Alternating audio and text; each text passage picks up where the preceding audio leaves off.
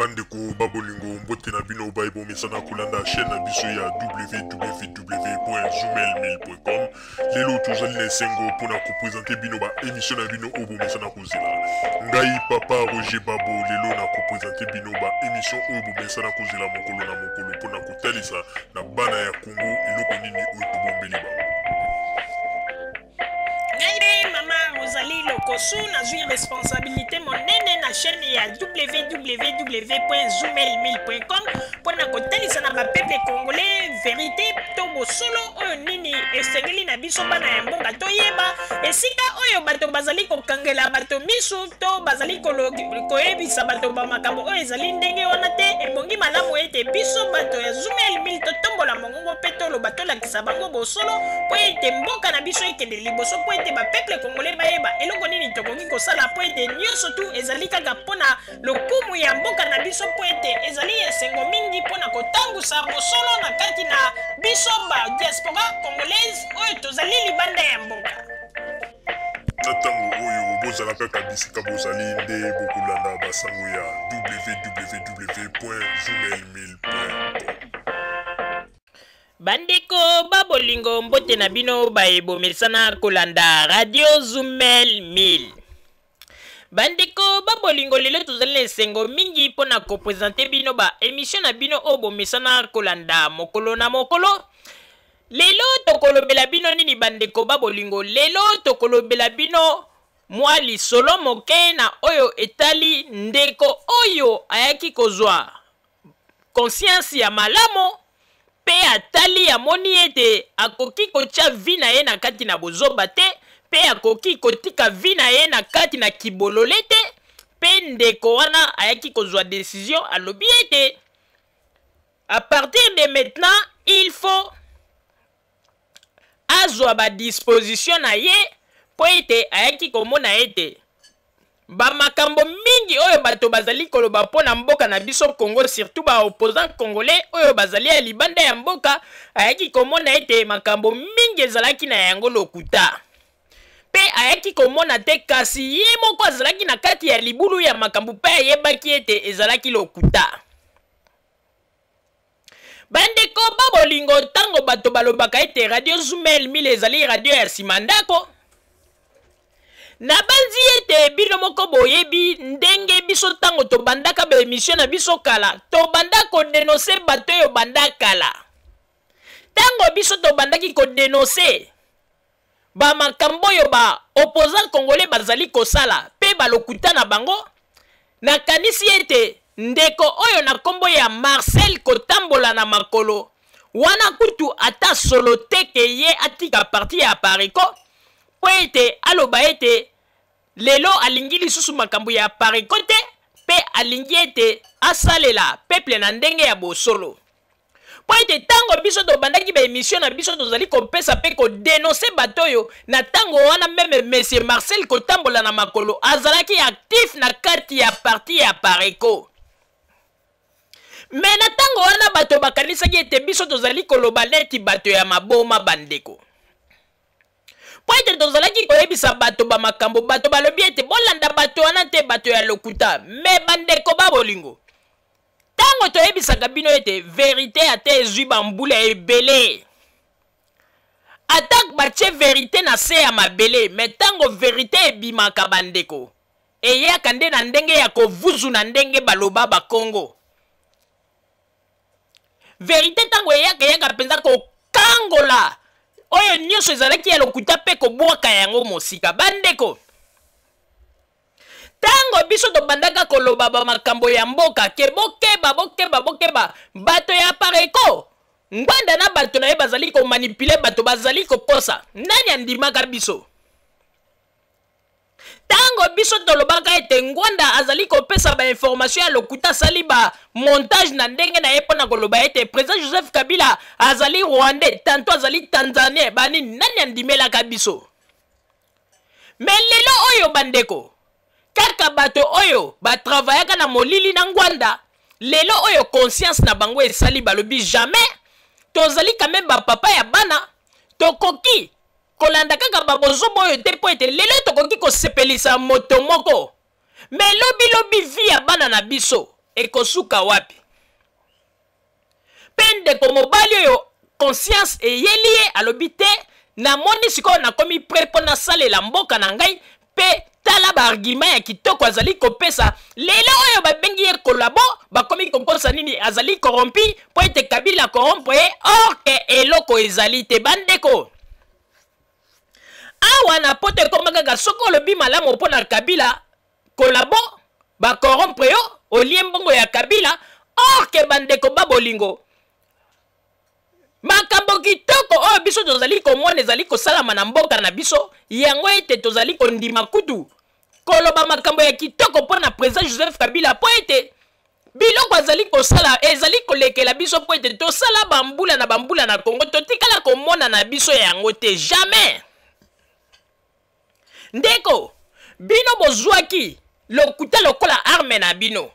bobandaka koganga bobandaka kokosa makambo kosala bamontage bamakambo ebelebele ya bafoto me bomoni silence ya verité lelo eye kovuzu na nyonso lelo eye kolongola bino na kati na nzela oyo bato bakanisaki ete boza na verité bokomi konfondi bandeko wana meme na makambo bino moko bosalaka ezalaka kaka soki bosali likambo bokanisi ete bokozwa réussite nzambe akotia kaka likambo moko komona ete ekomi kaka putuku donc bato mpe bazali komona ete bozali kaka bato moko bacomédien baaventurier bandeko babolingo nakoyebisa bino eloko moko mingi bazali nano komona yango te me nakoyebisa bino basine nakotalisa bino basine ndenge nini nzambe azali kofrape bato oyo bandeko boyebi soki botali malamu boyebi tina nini bakombata ebele na poto bazali kozwa ba AVC boyebi pourquoi parce que na kati na lit na bango ebele bazwi ba promesse na ndenge ya kosakana te mosusu okozala premier ministre soki tozwi bokonzi mosusu okozala ministre ya finance mosusu okozala ministre soki ya transport mosusu okozala directeur na compagnie ya Onatra donc ndenge ngwanda apesa bato ba promesse na ndenge bato oyo bakuluna oyo babengaka bakombata basala balingomba na bango bapesa na ba promesse sikoyo baye komona ete makambo yango telema eza kowumela misusu efaire chauffer bango bacerveau bazwi bashock ya ba AVC po ete bandimaki teke promesse yango ekokende molai bandeko oyebi problème ezali nini espoir ya bakombata ebele ezalaka ete tango bayaka kofaire éclater bamasolo ya makambo ya dongo mokolo bafaire éclataki bamasolo ya makambo ya dongo kaka ndenge na balokuta na bango tolongwe na dongo tokomi na gembena tolongwe na gembena tozokota mbandaka kala te Kinshasa bandeko bato ebele oyo bazalaka na bapromesse bazalaka na esengo balobi kala te tozali kozwa oyo balakaki ye balobi okozala PDG soki tokomi kuna na Kinshasa bandeko babolingo ndenge bozali komona ana bato ebele kuna na Londres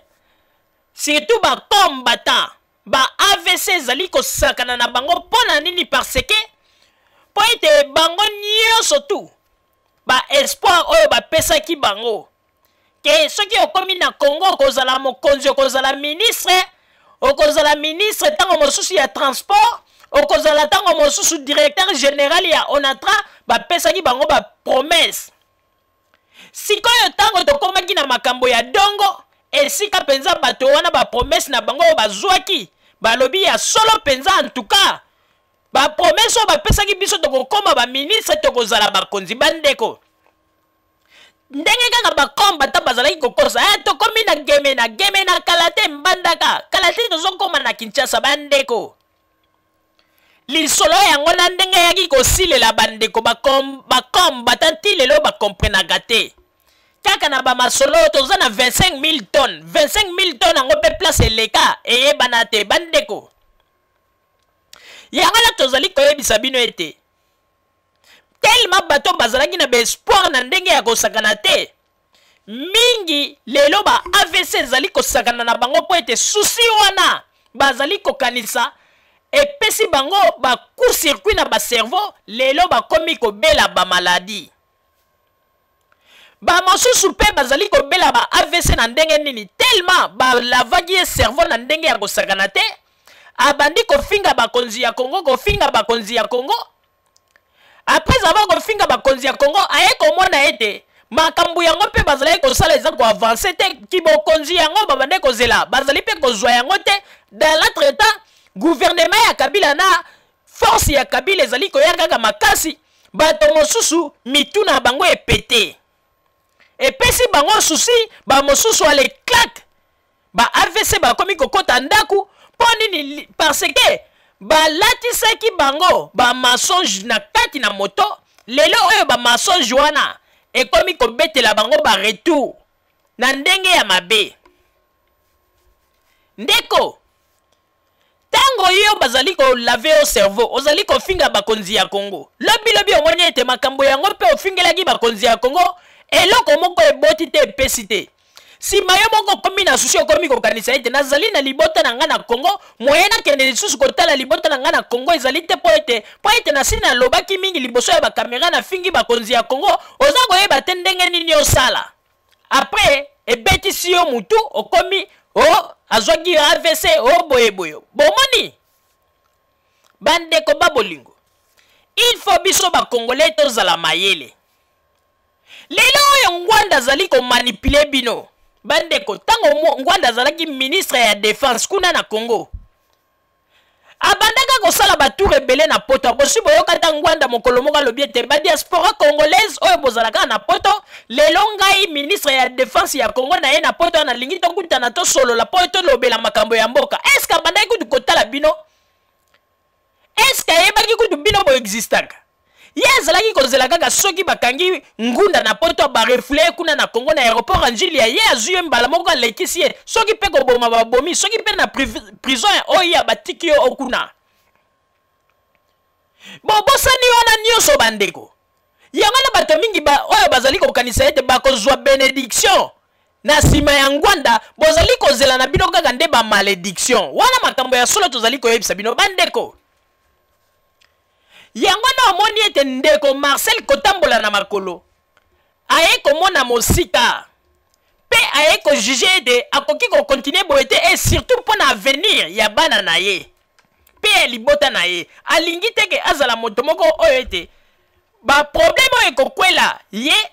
ezala ba problème moko elanda ba génération ya libota na ye bandeko bato mingi lelo bazali koloba boyebi ete moto lokola Marcel kotambola na makolo azali moto oyo a travailler na kati ya Pareco pe ayebi basekele mingi ya Pareco yo koki na yo koloba n'importe quoi okoki kofinga okabila corrompre ndenge bomesana koloba mais ndeko Marcel kotambola na makolo aye komona ete vie oyo azali kolanda ezali vie moko digne te ya un père de famille et puis pasteur oyo akoki kolakisa exemple liboso ya bato pona ko éduquer surtout bana na ye aye komona ete akoki ko continuer na nzela oyo ete mais lokola bato ya Pareco bazali kaka bato ya lokuta oyo balingaka kaka ko manipuler ba makambo babandi kokosa etala basali bo eloko ezali te monsieur Marcel kotambola na makolo a réfléchir bien aye komona ete oyo nyonso tu bato ya Pareco bazali kosala ezali pona ko détruire avenir ya mboka na biso RDC bandeko babolingo tokoyebisa bino eloko moko boyebi ete bato mingi bazali kolala pongi na poto bato mingi bazali kozwa ba makambo oyo ya mboka na biso lokola maseki ndeko oyebi bato oyo ko pona ko manipuler moto bazali bale premier ya ko manipuler moto mendeko zwa likambo nde okoyeba ndenge bazalaka zwa likambo okoyeba ndenge nini bakombata bazalaka zwa likambo okoyeba ndenge nini Ngwanda azalaka bandeko oyebi tango balavaki moto lokola Armand Tungulu cerveau balave cerveau tango akei na Congo ake kosala ba opération na yeke ko bamba libanga bandeko bino moko boyebi suite na yango tango Armand Tungulu akufi bomoni ndenge bato basalaki batour kouta même tina ba Canada ba Londres ko pas moi sina mama tokotika yote mama ozali mama oyo ya héros national to pesi kutu kombo ya 24 novembre kombo ya mobali na yo Armand Tungulu po ete azali lokola héros likambo sali bana ya Londres basali nini basombi encadrement moko ya monene ba kole ba mabanga balobi mama oyo to memeli yo lokola elembo pona kolakisa ete mobali na yo abambaki libanga oyo elembo ezali neti elembo oyo libanga oyo Armand Tungulu abambaki bamemi bake bapesi balobi mama ndenge ezali wana tokotika yo te ata likambo ezwami ndenge nini tokotika yo te bapesi ye baassurance ndenge na ndenge bandeko baassurance nini mama wana azwi te baassurance nini mama wana azwi te bandeko bapesi ye baassurance ndenge na ndenge me bandeko biso kutu tango to bandeko tala tolobi mama oyo aza mpenza gate ndenge ezali wana bacombattant baza prêt même ya ko se sacrifier po ete basala quelque chose ya monene me bandeko tango facture ya tribunal eyaki oyo ndenge balobaka mwana na mwana bendana bakombata bamonana te meme ngwanda le terminator amesana ko utiliser kombo ya Armand Tungulu pe ko tia ba photo na ye na radio na ye ya buka lokuta esika bambongo bato bazali kopesa bamonana te bazwi photo ya mwasi Armand Tungulu batia yango na internet na numero ya compte lokola ndenge to mona basi ya Ethiopie bazali kosengela ye bambongo bandeko pendenge ezali wana balobi ete bambongo mosusu basengaka bato ya pariko bazwaka bambongo mosusu na kombo ya Armand Tungulu bambongo wana mwasi Armand Tungulu amona yango te kokamo bandeko mwasi Armand Tungulu abeta misu de gauche à droite nani wisi akomi koya na ndako akomi kosignese meme na bana mikanda mpona kotalisa na bino ete ndeko yo kokanisa teke soki yo bimisi bapake olobi n'importe quoi nde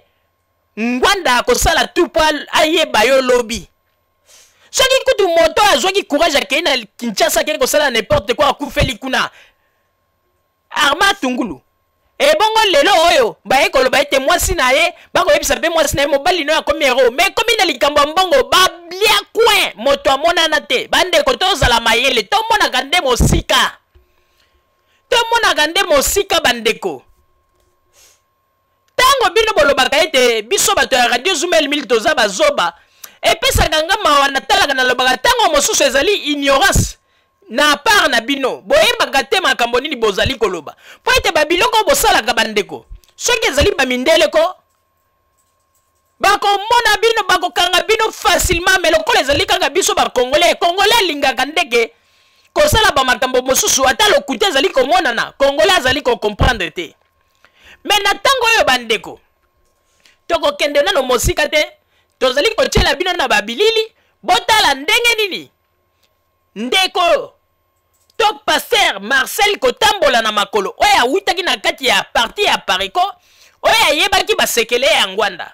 oyo asololaki masolo ya nkuku oyo bango nde bakreaki bahistoire mpona baloba ete Joseph Kabila azali mopaya oyo basalaki nyonso lelo oyo molimo ya nzambe etushe ye mpe asengi meme pardon na bakonzi ya Congo asengi pardon meme na président Joseph Kabila mpe alobi ete jamais akoki kosala babiloko wana surtout mpona avenir ya bana na ye aboyi baretour ya mabe ekomela bango po ete bato mingi bazali koyeba te monsieur Marcel kotambola na makolo ye nde asimbaki badossier ya minene na kati ya parti ya pareko alors ye soko alobi lelo afungola monoko na banzi ete ngwanda esika azali na banzi ete akoluka esika mabele efungwama po ete adinda na se me po toloba mingi te bandeko totieli bino nanu intégralité ya interview oyo mese kotambola na makolo autaki kosala ebongo nsima tozongela masolo na biso na kosenga kuna na régie botiela biso babilili s'il vous plaît. Merci de votre fidélité à Télésud et bienvenue dans cette édition de l'entretien du jour. Nous allons nous entretenir, si vous le permettez, M. Marcel Makolo Kotambola de la RDC.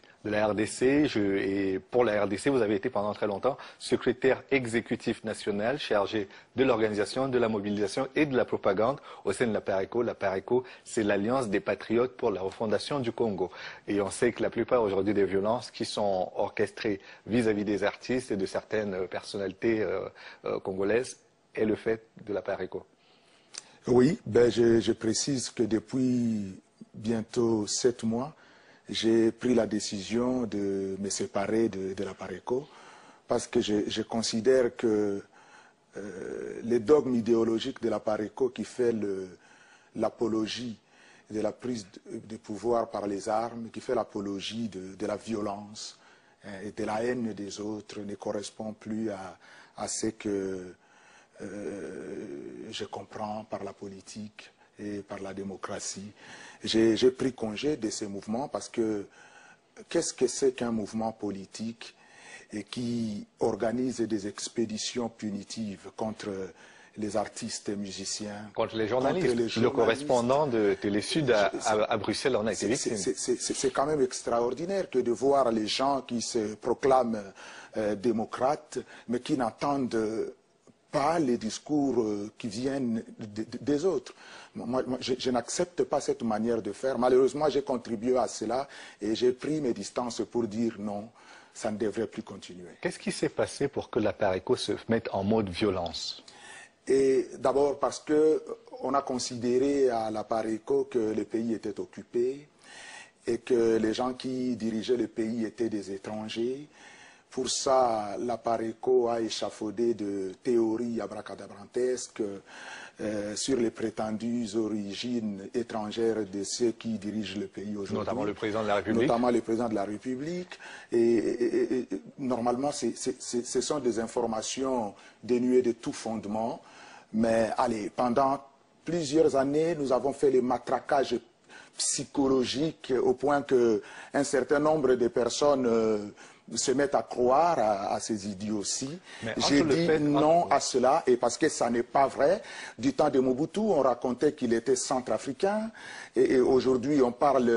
de Joseph Kabila comme d'un sujet tanzanien, certains parlent d'un sujet rwandais. Ce sont des déclarations fallacieuses et dénuées de tout fondement. Mais entre le fait de penser que le président est d'origine étrangère et le fait de poursuivre, de violenter des personnes qui le soutiennent, il y a quand même un gap. Ben oui, mais c'est pour vous dire la nature du mouvement qu'on appelle la PARECO. Il n'y a pas un autre discours que celui de la violence. En démocratie, on discute, on parle. Les biceps et la violence n'ont pas lieu, ne peuvent pas s'exprimer en démocratie. Moi, je crois que ça va même du caractère de celui qui anime la PARECO. Pourtant, c'est un pasteur, tout comme vous d'ailleurs. Et un pasteur n'insulte pas. Pourtant, c'est le cas. Un pasteur n'incite pas à la violence, un pasteur ne s'illustre pas dans les bagarres des rues. C'est ce que j'ai fait, c'est pour ça que je le regrette. Et là, je regarde les Congolais dans le fond des yeux et je leur demande pardon, parce que je n'ai pas montré l'exemple. Je n'ai pas fait ce qu'un pasteur doit faire. Je n'avais pas ma place dans un mouvement comme celui-là. La Bible dit: tu honoreras les chefs de ton peuple. Nous sommes illustrés dans les insultes contre le président de la République. Et la Bible dit: tu ne tueras pas. La PARECO fait de la prise de pouvoir par les armes, y compris par les coups d'État et par la mort du président de la République, son cheval de bataille. Et la Bible dit: tu aimeras ton prochain. Tout ce que nous avons à faire, c'est inciter à la haine des autres. En tant que pasteur, je n'avais pas ma place dans un groupement comme celui-là. Récemment encore, un général et un colonel de l'armée congolaise ont été agressés à Paris, à la gare du Nord. Est-ce que vous avez suivi ces événements-là? J'ai suivi ces événements et ce sont des événements qui m'ont écœuré. J'ai dit qu'en réalité, ce type de comportement, c'est des comportements que tout Congolais doit bannir. qu'il soit homme politique, qu'il soit pasteur, qu'il soit étudiant ou l'homme de la rue, tout le monde doit bannir des comportements de ce type. On ne peut pas s'attaquer aux gens qui font profession de servir la nation. D'accord. Au début, ça concernait les artistes et c'est vrai que peut-être que la faute des journalistes a été de ne pas en parler parce qu'il s'agissait des artistes. Mais là, la violence s'étend à pratiquement tous les autres corps de métier. J'ai parlé des journalistes avec le correspondant de Télé-Sud à Bruxelles. Il y a ces généraux dont je vous parlais. Jusqu'où pourra aller cette violence? C'est pour ça qu'il faut que ça s'arrête. Il faut que ça s'arrête, il faut que nous nous levions comme un seul homme pour dire non à M. Ngbanda, non à tous ceux qui se réclament de patriotes, parce que aimer la patrie, c'est respecter les institutions mises en place par les urnes. Aimer la patrie, c'est ne pas participer à l'entreprise du ternissement de l'image du pays à l'extérieur. Ce qui se passe là, c'est de la barbarie. Ça ne s'appelle pas la démocratie. La démocratie, c'est le respect de l'autre. La démocratie ne peut pas être un système liberticide. La démocratie respecte les discours des autres. La démocratie respecte l'intégrité physique et morale des autres. Ce qui se passe à la gare du Nord, à Bruxelles, partout, ça ne s'appelle pas la démocratie. Les artistes sont interdits de spectacle. Quand ils doivent se produire quelque part, on sait qu'il y a des hordes qui vont se présenter. Là, au Stade de France, on a eu la même chose. Les artistes ne pouvaient pas se présenter parce qu'il y avait des personnes qui étaient venues les empêcher de le faire. Mais qu'est-ce que c'est qu'une démocratie qui empêche à un artiste de se produire? Regardez ce qui s'est passé en France pendant les élections présidentielles de 2007. Les deux candidats du dernier tour, Ségolène Royal et Nicolas Sarkozy, étaient soutenus par des artistes et des sportifs de haut niveau. Et Enrico Macias, Johnny Hallyday, Salvador, Henry, Faudel ont soutenu Nicolas Sarkozy, alors pendant que Calogero, Kali soutenait la candidate socialiste. Ils prenaient parfois la parole dans des meetings pour demander aux Français de voter pour leur mentor. Ça n'a pas posé de problème en France. Pourquoi ça pose des problèmes au Congo? Un artiste, c'est un citoyen comme les autres. Il peut avoir de points de vue politiques, il peut choisir les candidats qu'il veut, mais l'art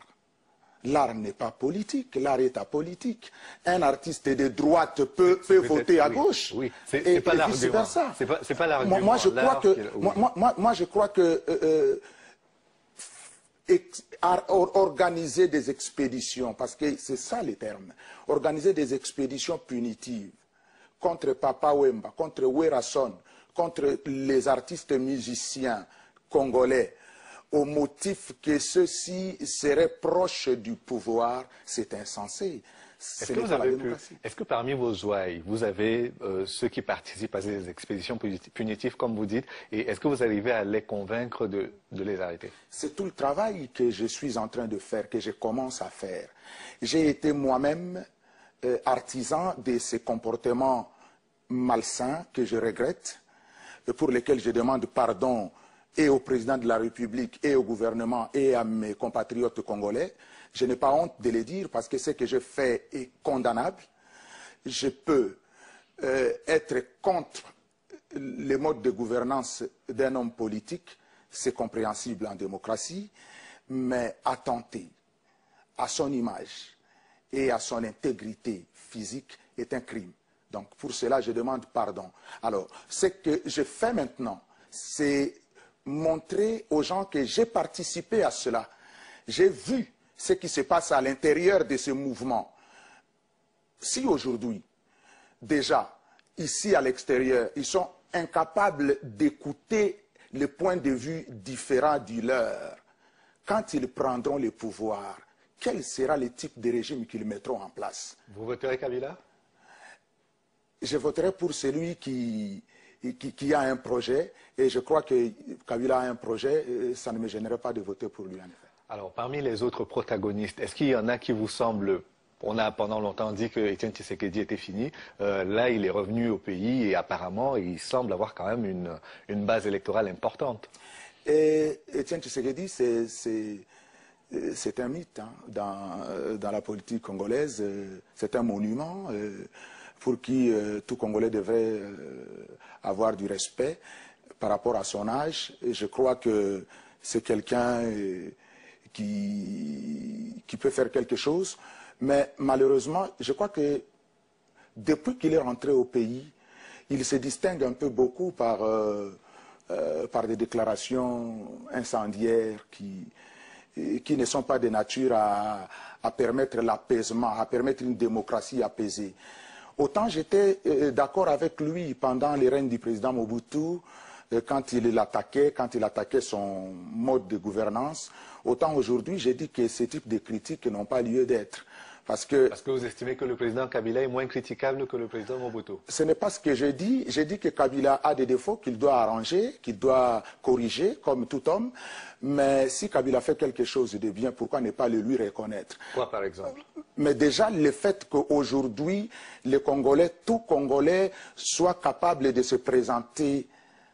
comme candidat à l'élection présidentielle. Donc, il a fait beaucoup pour la démocratie en République démocratique du Congo, si je comprends bien. Il y a des choses qu'il faut corriger. Il y a des choses pour lesquelles il faut qu'il aille plus loin encore. Mais il faut commencer. On ne peut pas dire 1000 si on n'a pas commencé par 1. Il faut commencer. Le fait déjà qu'il ouvre l'espace politique, qu'il permette que les élections se fassent, c'est une avancée considérable. Cela dit, c'est à un tour, hein, avec plusieurs candidats de l'opposition. Une élection à un tour, c'est très vite gagné. Hein. Ben, pas très vite gagné. Pour le président sortant. Mais c'est le principe démocratique. Ça s'est fait normalement dans le cadre d'un parlement. Donc, ceux qui ne sont pas d'accord n'ont qu'à influencer dans les cadres parlementaires pour que les choses soient autrement. Donc, en démocratie, il y a ceux qui gouvernent, il y a l'opposition qui fait son travail. Et si l'opposition estime que le un tour, ce n'est pas ce qu'il faut pour la démocratie dans notre pays, que l'opposition agisse. Très bien. Et au niveau de l'enrôlement, certains disent que ça n'avance pas beaucoup. On a vu le président lui-même se faire enrôler. Il a appelé les Quinois et le reste du pays à le faire. C'est une étape sur laquelle tout le monde n'est pas d'accord. On estime que ce n'est pas très rapide l'enrôlement et que ça pourrait freiner la dynamique de l'élection de cette année. Ce n'est pas un argument qui tient debout parce que d'abord, nous sommes un pays de 2 345 000 km². Le Congo, c'est un continent. 60 millions d'habitants. 4 fois la superficie de la France, je ne sais pas combien de fois la Belgique, mais déjà 80 fois. Et donc, pour vous dire que ce n'est pas quelque chose qu'on fait par un claquement des doigts. Donc, oui, il faut que les hommes politiques appellent les gens à venir s'enrôler parce que les populations qui sont dans les milieux urbains se précipitent un peu beaucoup plus. Tandis que ceux qui sont dans les milieux ruraux ont des difficultés. Bon, ça va venir. Je crois que la tendance est à la normalisation. Merci beaucoup, Monsieur Marcel Makolo Kotambola. Je rappelle que vous étiez secrétaire exécutif national chargé de l'organisation, de la mobilisation et de la propagande au sein de la PARECO qui est l'Alliance des Patriotes pour la refondation du Congo. Merci d'être venu. Merci à vous. Et merci à vous d'avoir regardé cette émission jusqu'à son terme. Rendez-vous demain pour une autre édition de notre... Bandeko babolingo bino moko bouti kolanda pe bomoni ndenge nini bandeko to ndeko Pasteur Marcel Kotambola na makolo auti koloba pe auti kobimisa vérité oyo asengi même pardon en tout cas biso to lobi ete to pardonner ye po ete aye kotalisa vérité bandeko ndenge kaka balobaka na mokili ndeko bato mokili bakoki kofinga yo bakoki koloba mabe mpo na yo soki oyebi ete makambo bazali koloba mabe mpo na yo ke mabe wana bazali koloba bazali kokuta o na kati te vanda kimia nzambe ya kobunda mpo na yo nde babiloko yango tomoni epa Joseph Kabila ezalaki ntango bazali koloba bango moko bato ya bakombo ata bazali koloba makambo ngo eza ya solo tala kutu bato baza koloba areagisaka te po ete Joseph Kabila ayebaki ete on répond les imbéciles par les silences yango na vandaki kimia metala lelo nzambe akomi kosala réponse ya Joseph Kabila nzambe de moto akomi kopesa yango nani andimaki ke bras droit ya ngwanda oyo esika basalaki basekele ya molili oyo basalaki bamontage ya bahistoire ya mwana mboka oyo basalaki ndenge nini bakoki kosala mpona kobimisa ete Kabila azali étranger lelo oyo aye kotala alobi ete non nakoki kobebisa réputation ya moto te oyo nzambe akela po ete ngai moko nazali paster lobi nayebi te nini oyo ekoki kokomela nga mpe oyo ekoki kokomela bana na nga mais po tolakisa bino ete ngwanda le terminateur oyo azali kokosa bino ete oyo azali paster mosali na nzambe mais azali kokangama kaka na kati na lokuta tala ti lelo azali koprefere kaka ke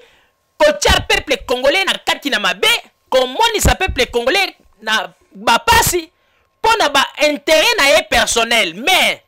nzambe akomi kokomisa ye na suka ndenge tolobaki kaka ete nzambe akotia ye contre mire nzambe akotia ye contre mire ya makwanza bandeko batia yo ata contre mire ko oyo mire oyo eza nango kaka bongo sava me batia yo siko contre mire ya makwanza bafina yo bandeko yebi ndenge elongolaka baposo bandeko na minute oyo nzambe akokonfondre ngwanda pe na bakombata mosusu po ete mingi balingi te mboka na biso ekende liboso me balingi nde kodistraire peuple na kati na bozoba tellement basalaki bozoba kuna na Congo bayibi bazwi bambongo na institution ya l'État balandi bango mbango bakimiawa ana poto balingi kosala mosala te lokola Mobutu amesanisaki bango kaka na ndenge ya kozwa bambongo facilement baza kokoka kosala mosala te créer ba parti politique pe na ba radio na bango ndenge nini ya kobenda ba peuple congolais mbongo bandeko ngai nazali koloba yango mama Rosalie bino moto bozali koloba ete ngai mama Rosalie nazali zoba mais ye moto zali mayele ndeko otunaka te depuis ete mama Landu oyo maître Landu ayaka na bamasolo na fundi président Kabila procureur alobi to signer ba pétition batindeli bino ba pétition bo signer à partir ya internet ndeko okotuna te yo moto signer kaka ba pétition bo okotuna te place nini esika signature na yo ekenda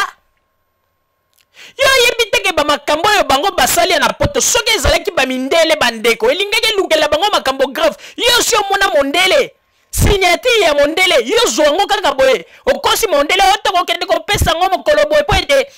procureur alobaki to ya kotika date yango mpe eleka silence mais soki epai ya bamindele bandeko bato bako respirer te tango mosusu mpe baza na prison basali tango mosusu tribunal yo kanisi mondele apesaka signature na ye na moto pamba bino bozali kopesaka bato ba signature na bino boyebi mpe place ekendeke te après boza koloba ete bozali bato ya mayele ba signature wana baza kosalela bokomona bakobimisa bapapier oyo ba signature po ete tofundaki Joseph Kabila tango bokosine boke bokotisi bazwi ba signature wana le basali bapapier en tête mosusu bakomi ete bakongolais bazali koreklame bambongo po ete basunga bamama ya este kuna na Congo bakozwa yango bake bakotisi quelque part bambongo ekoti na baparti na bango boza mpe koyeba te bomoni ndenge baza kosakana na bino ndeko ovandi na poto za kobelela te na vandi 20 ans na vandi 15 ans signature basakanaka na yango te awa na poto signature ezali eloko oyo ekoki kobebisa vi na yo mpe ekoki kobongisa vi na yo ndeko yo ozali kosigne kaka moto aye kaka na bapétition na ye osigne ngulungulu pétition yango mpe sika ekenda boyeba te sa meme botuna bino baintellectuel bandeko oyebi soki okomi na poto mbala ya liboso ate epai ya ndeko na yo eloko liboso ndeko akebisaka moto abi ndenge okomi epa na ngawa ezala ta naza te soki moto aye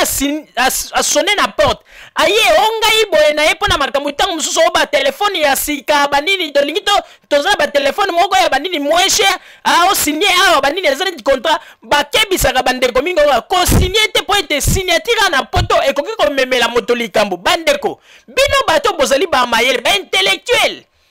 bozali koloba ete bino nde bato boyebi lopoto mingi boza baintellectuel oui topesi bino yango mpo boweleli te bolobi ete boza baintellectuel mais bino bato bozali baintellectuel baza kosigne se bino basignature sa meme botuna ti lelo moto moko atuna te basignature oyo mama Landu asignesaka bato bamema yango wapi lelo oyo tokomi kokende soki mbula mibale yango oyo basignature ekenda kaka boye bandeko mpona kotalisa bino bandeko ezali pasi mpe mawa ezali pasi pe mawa. Papa Roger na pesi yo maloba. Merci mingi mama Rosalie pona kopesa ngai maloba. Bandeko ba bolingo bino moko bouti kolanda ndenge nini monsieur Marcel Kotambola na makolo. Oyo azalaki membre ya makasi na kati ya to bras droit ya Ngwanda oyo ayebaki basekele ya minene na kati ya parti ya Pareko. Pe lelo oyo aye komona ete makambo nyonso bazalaki kosala na molili asepeli na yango te pe abendani na ye alobi ete a prévoir déjà à venir ya bana na ye pe libota na ye po ete alingi te un jour ezala ete génération na génération ya mbo libota na ye bazala ko payer oyo ye asalaki. Bandeko ba bolingo mingi lelo bazali kolinga kaka kotika bato na kati na kotambola na nzela ya mabe kolakisa bato kaka lokuta mais bango bazali kosala boye mpona baintérêt na bango personnel mais ndeko ntango bozali kosala boye boyebi combien ya bato ya bakongolais oyo to masi ya bakongolais oyo bino bozali koboma bavi na bango yo moto mobimba na buto komona olali te ozali kosala kaka montage ya bafoto mpona lobilobi opiblie yango loba ete botala Joseph Kabila kutu azalaki garde du corps ya Kagame botala Joseph Kabila boye meme bafoto ebele oyo lelo bazali apariko eza kopublie mpona bafemme violée eza bafoto ebele bazali komonte toyebisaka bino mokolo mosusu bandeko biso tosi tomona bafoto ete guerre moko esalamaka na sud ya Soudan tomona foto wana ya bakor wana banini bato apariko bazwa bafoto wana bake batravaye yango babimisi yango netike bato bakufa kote ya est bandeko babiloko wana nyonso bazali kosala bino bokanisi babiloko wana nde yango nde kotinda ete bango bazwa succès un jour mais bazali komikosa lelo pe papa Tshisekedi soki botali akomi na rythme oyo akomi kojouer na ndenge nini ya koluka koforme neti bakulu na wana bakotisa pe système ya rébellion na Kinshasa tela nanu oli aloba te ke nasi nakomi na pusani na bambula tika ete nasalamba makambo ya malamu mpo ntango mosusu lobilobi soki nazali lisusu te nzambe asunga ngai nakende esika ya malamu me ye kuta azali koprefere lisikoyo akomi kokota na kati na masolo ya bana ya bakulu na ya bakombatan soki bolandi malamu bandeko ce dernier temps papa Tshisekedi akomi hypocrite pe kokosa bato mingi bazali comprendre te azali kokosa penza na ba interview na ye mosusu soko olandi ozwa komona kaka kaza kokosa makambo tozali koloba bozwa yango liseki te azali moto oyo tozali korespecte mais tozali nde sikoyo kodeteste baacte azali kopose papa Tshisekedi ce dernier temps akomi hypocrite akomi pe kokosa trop wana nyonso to aza kolinga nde koprepare eloko moko mpona kobebisa bacerveau ya bakongolo bazali na poto me nzambe akopeye bino soki bozali koyeba te babiloko bozali kosala ndeko okoki na yo kokosa mpo ete ntango mosusu ozali kolata kaka kombo na yo wana ya kilider mpona koinfluence bato me soki otamboli na kati na solo te nzambe akofuta yo nzambe basakanaka na ye te nani yango ndimaki te apres bambula soki boni nzambe akoka kobimisa papa Tshisekedi toyeba ete aparticipaki na coup d'état e na kati ya assassinat oyo Lumumba ndenge basalaki babelge na bamindele donc bamindele bautilisaka pe ye na Mobutu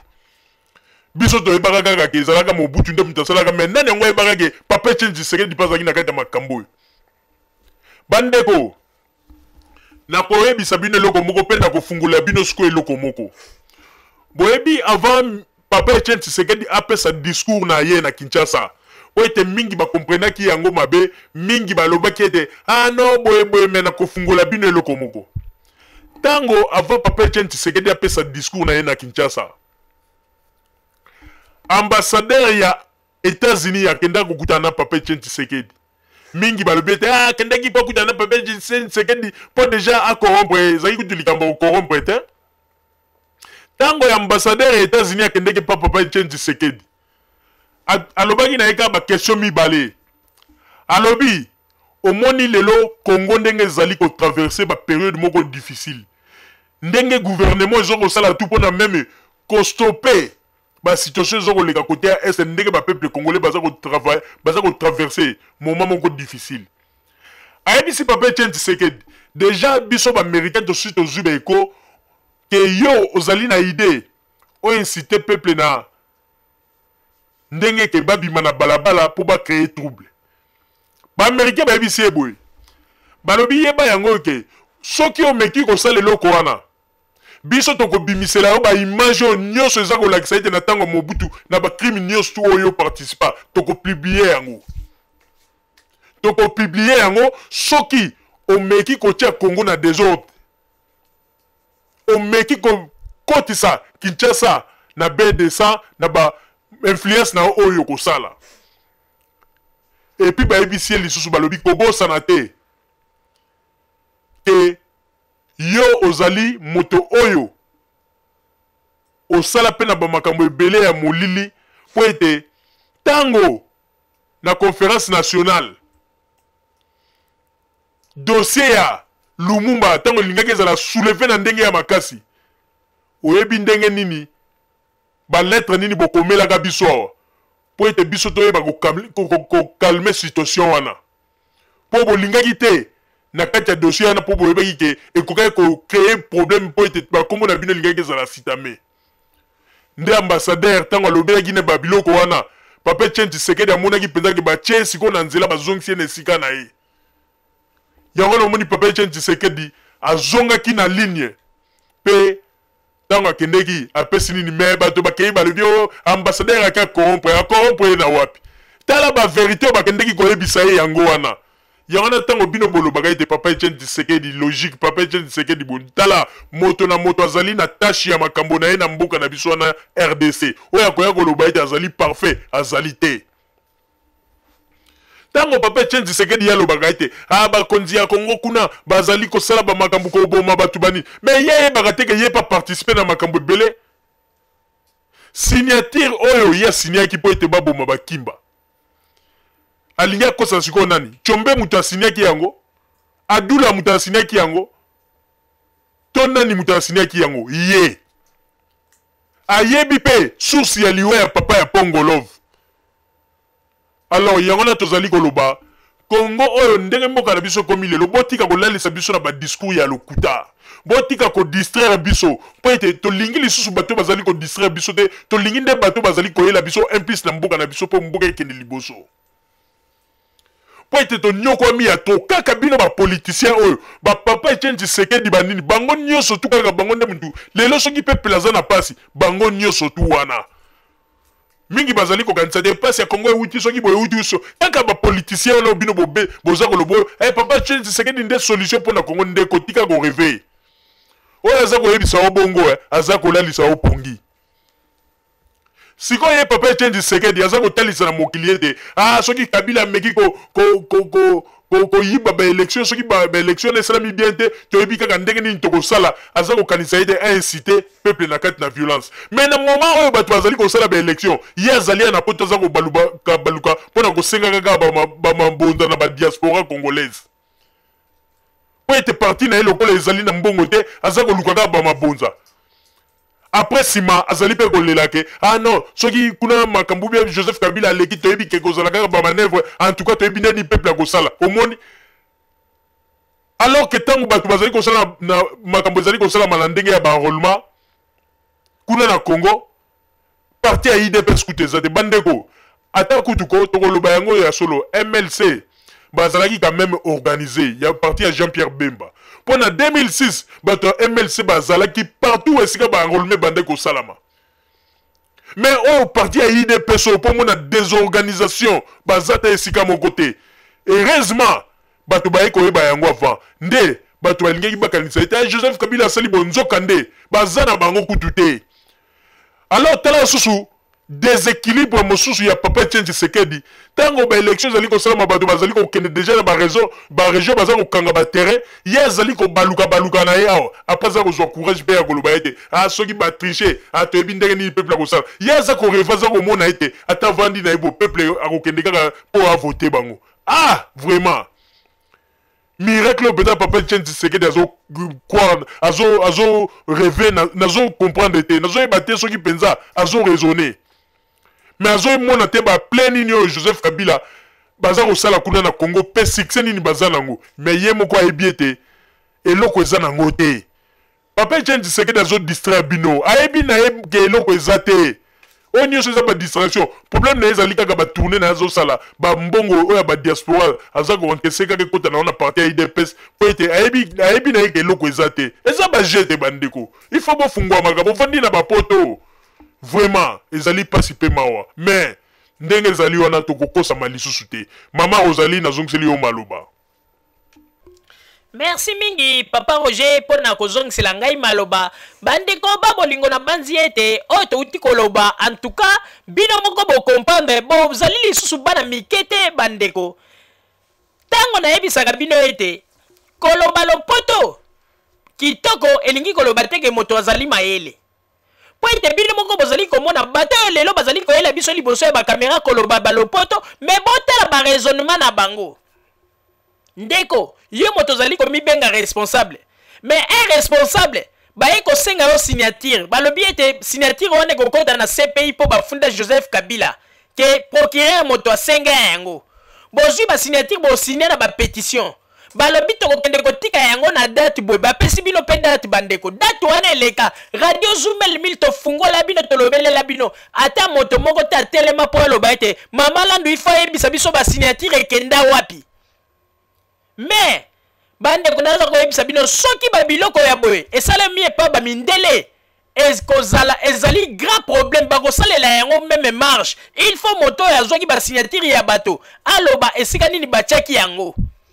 po ite mondela lingaka basakana na signature na ete mais bino bovandi na bapoto bambule bele boza ko yeba valeur ya signature te bande ko valeur ya signature basakana kana yango na poto te.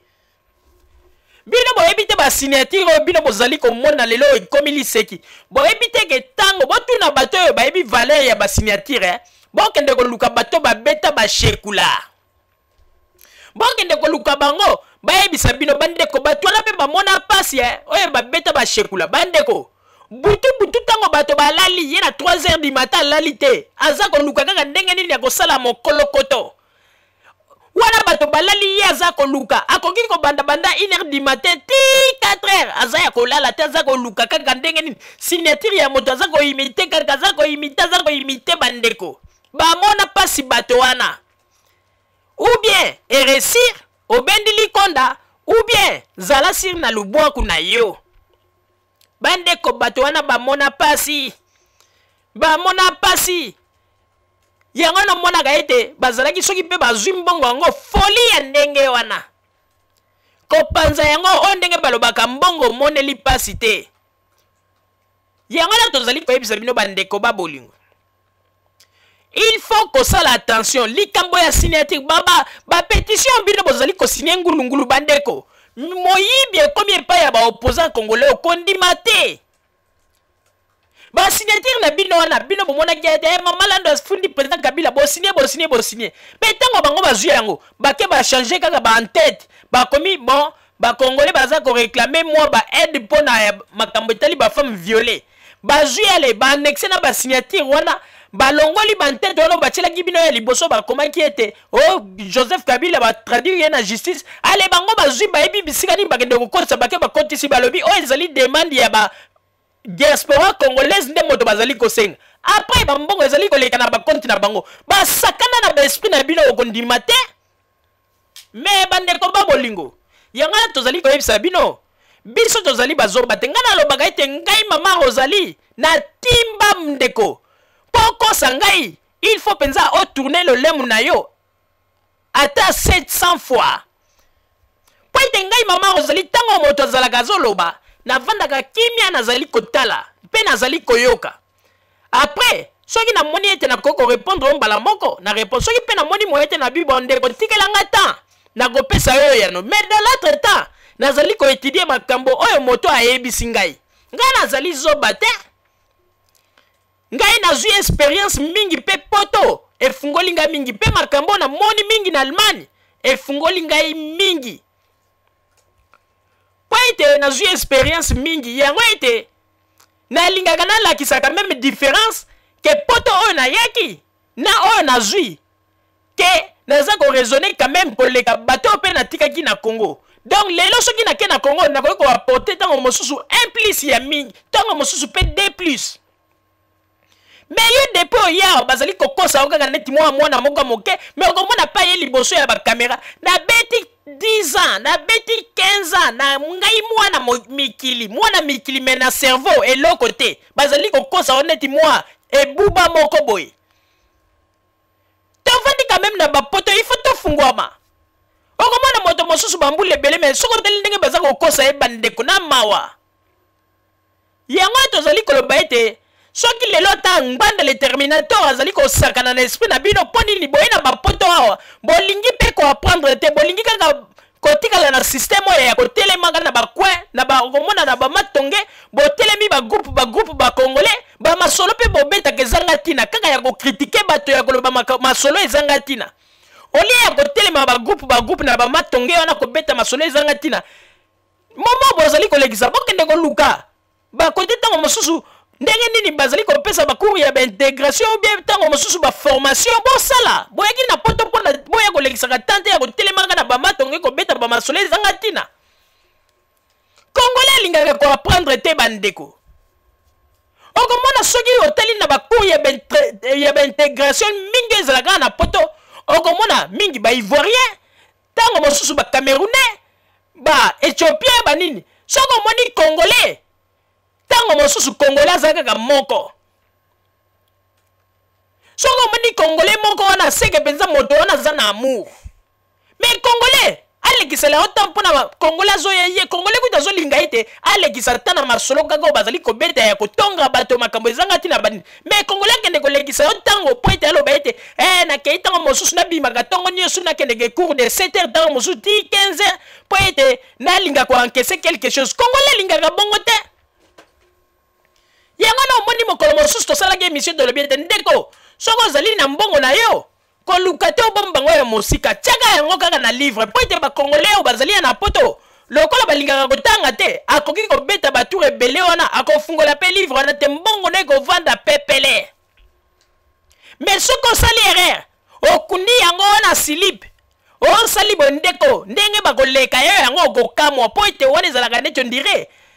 zolo na bango eyokaka solo esika mbongo evandi ou bien na kati ya slip ou bien na kati ya nzoto ya mutu wana nde bayokaka solo mais soki evandi na kati ya livre wana ezali neti poison wana mpo na bango bakobanda koleka yango bakoyoka kutu solo te soko ozata na 500 euro na yo kunda yango kaka na mwa livre moko ya monene tia yango ata otiki yango na salon wana ekokobeta nango ata 7 jours mutu akotala yango te mais soko osali erreur 700 euro na yo ozwi okundi yango na silipi ndeko bakoleka yo yango mpo kokamwa oleli mais okolela mpe yo na nani baleki yo yango bandeko babolingo na banzi ete oyo tozalaki na yango wana bozala kaka bisika bozali na nsima ya bangonga nde tokotalisa bino basango oyo tobombeli bino ya Radio Zumel 1000 merci bandeko babolingo na bandi boyiti kolanda émission na biso oyo tosilaki kolikisa yango po ete boyeba basango nini oyo bino bomande kozela na bandi ete moto na moto asili kotire leson na ye na oyo esili kolobama na esika oyo yango ete tosengi na bino ete boboto ezala na bino na bafamille esika bozwami na bandi ete mbala ya nsima biso boto Zumel 1000 tokozanga te mpona kopesa bino lisusu basango oyo esengeli mpona bino tosiki wana mpona lelo merci mingi www.zumel1000.com ezali wana mpona bino na bandi ete bokozala dessus te nsima ya bangonga nde boyebi